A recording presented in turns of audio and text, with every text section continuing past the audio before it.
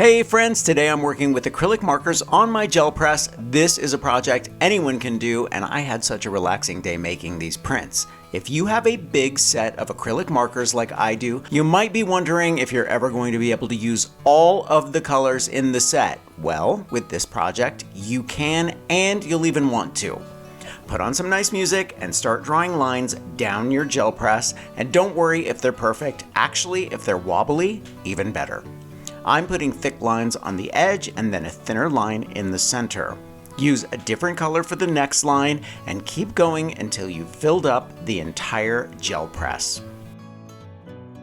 As artists and graffiti writers looked for bolder, more opaque lines, the first true acrylic paint markers were created in Japan by a company called Uni Mitsubishi. They introduced the Posca marker in the early 1980s.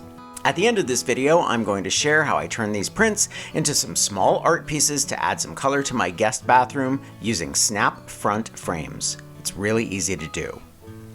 Once you've completed your last line, let the acrylic markers dry for a few minutes. They do dry quickly, which is great. Add a layer of white acrylic over the top and distribute evenly with a brayer. Press down some cardstock, and here's where you have to be patient. You have to let it dry for about 15 minutes. Once it's dry, carefully remove your print.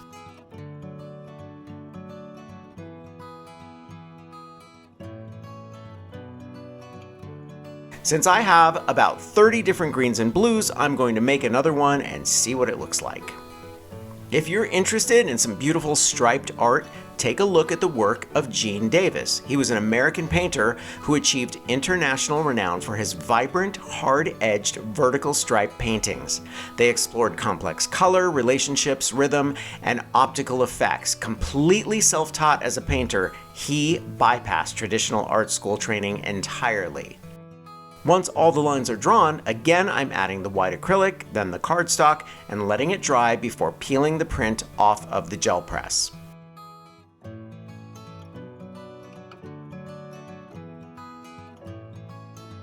For my third print, I'm going to try a little bit of color blocking.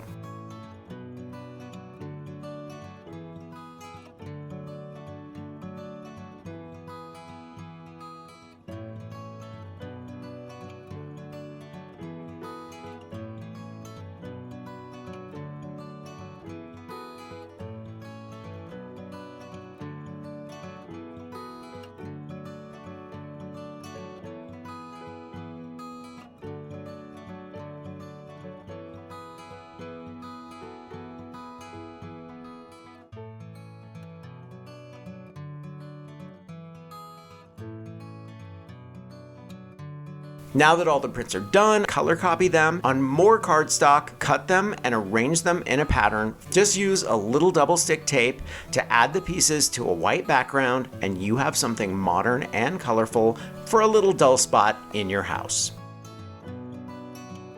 I'm going to leave a link for everything I used for this project in the description below. Thumbs up if you like this video, leave me a comment and I will get back to you. Subscribe to my channel if you haven't already and press the notification bell so that you know I have a new video.